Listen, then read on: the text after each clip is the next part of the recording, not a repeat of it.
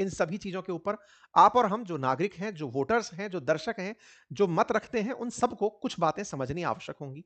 सबसे इंपॉर्टेंट बात ये कि हमारा सदन प्रतिक्रियावादी ना होकर के गंभीर चिंतन और चर्चा का समय और का स्थान बना रहे।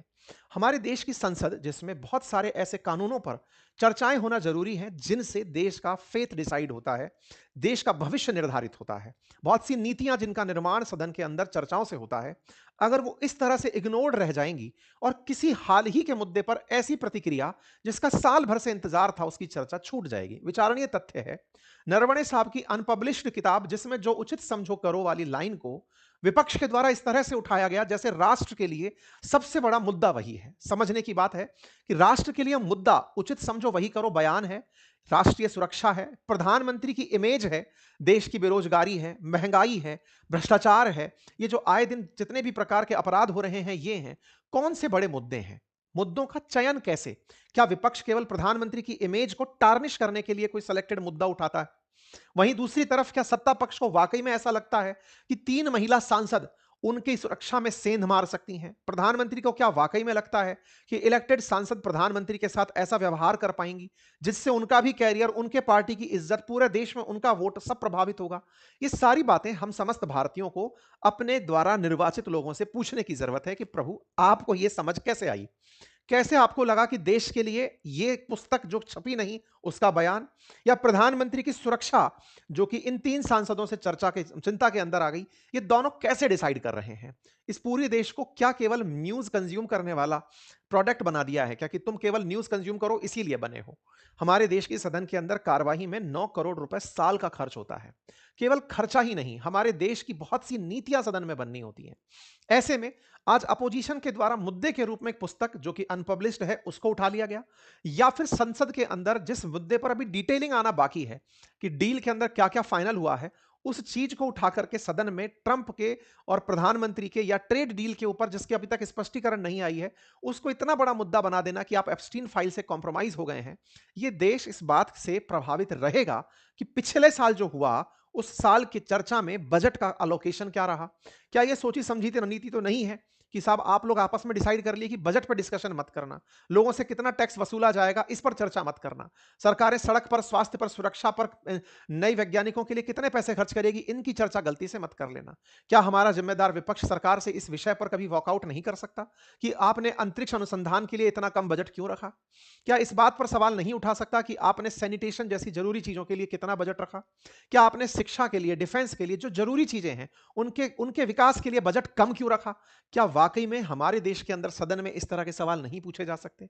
वहीं दूसरी ओर सरकार क्या यह सुनिश्चित नहीं कर सकती कि गतिरोध दूर करने के लिए अपोजिशन को साथ में टेबल पर बिठाकर उनसे कहे कि भैया सुनो, कैमरे की फुटेज आपको भी मिलेगी, लेकिन देश के लिए जरूरी है कि आप और हम इस सदन को अच्छे से चलाएं। खैर, आप और हम इतना ही समझ रखते होंगे शायद, इसीलिए हमारा बेवकूफ बन जाना आसान होता है। करोड़ों रुपया हमारी सदन के ऊपर खर्च होता है, प्रति मिनट 2.5 लाख रुपए, प्रति घंटे 1.5 करोड़ रुपए सदन के चलने पर खर्च होता है। और हमारे माननीयों के हालात ये हैं कि सदन 52% लोकसभा परफॉर्म करती है, 39% राज्यसभा। और तो और प्रोडक्टिविटी का मामला तो लगातार दिन पे दिन गिरता चला जा रहा है। सांसदों की संख्या जहां भर भर कर है, सांसद आते प्रेजेंस लगाने ऐसे हैं जैसे क्लास के अंदर जाना जरूरी ही ना हो। और हो भी क्यों ना, संसद के अंदर अगर डिबेट चलेगी, सांसदों को भी पता है कि मुद्दा क्या चलने वाला है, तो वो अपने निजी कार्यों में लग गए।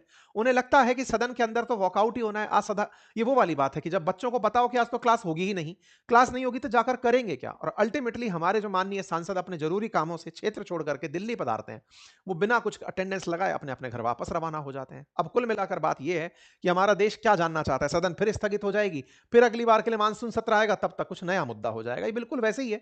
हमारे सदन के अंदर पहले चौकीदार चोर है नारा गूंजा था, राफेल डील गूंजी, सब खत्म होते चले जाते हैं, लेकिन सदन का समय बर्बाद होता चला जाता है। राफेल पर भी कुछ नहीं हुआ, सदन के द्वारा यही हुआ, सुप्रीम कोर्ट ने क्लीन चिट दे दी, यहां से ये चीज निकल कर आई। पैगासस का मामला खूब उठाया गया, उस पर सुप्रीम कोर्ट की क्लीन चिट मिल गई। कुल मिलाकर के सुप्रीम कोर्ट इनके हर मुद्दे पर क्लीन चिट देती चली जाती है, मुद्दा देश के अंदर एक लंबी चर्चा का विषय बन जाता है।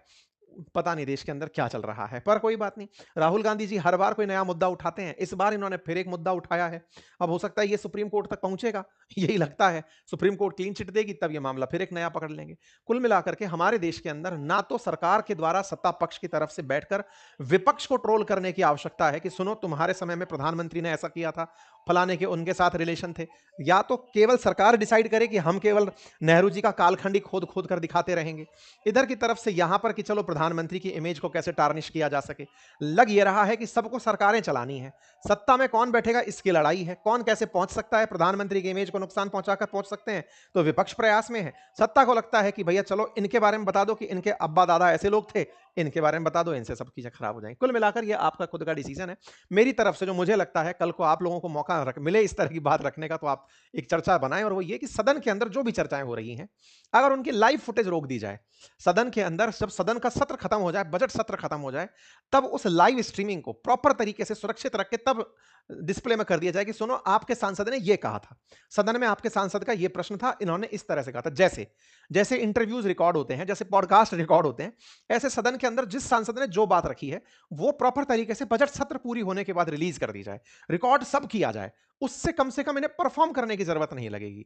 आज जो मीडिया वहां पर बाइट लेने के लिए नेताओं के सामने पहुंच जाती है, आजकल नेता सदन से ज्यादा बाहर मीडिया के सामने मंडराते हुए नजर आते हैं कि इनको बाइट बोल देंगे, ये सब जगह फ्लैश करेंगे, हमको फुटेज मिल जाएगी। हमारी सदन को अगर वाकई में काम करना है ना, तो सचिवालय की तरह काम करे, जहां काम होते हैं मीडिया नहीं होती। सचिवालय काम करते हैं, मीडिया को पता भी नहीं चलता कि काम कहां से क्या फैसला हो गया।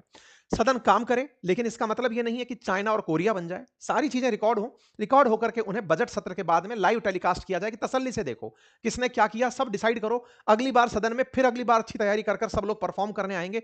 लड़ाई झगड़ा तत्काल प्रभाव से फुटेज देने के लिए ना हो, यह मेरा मत है।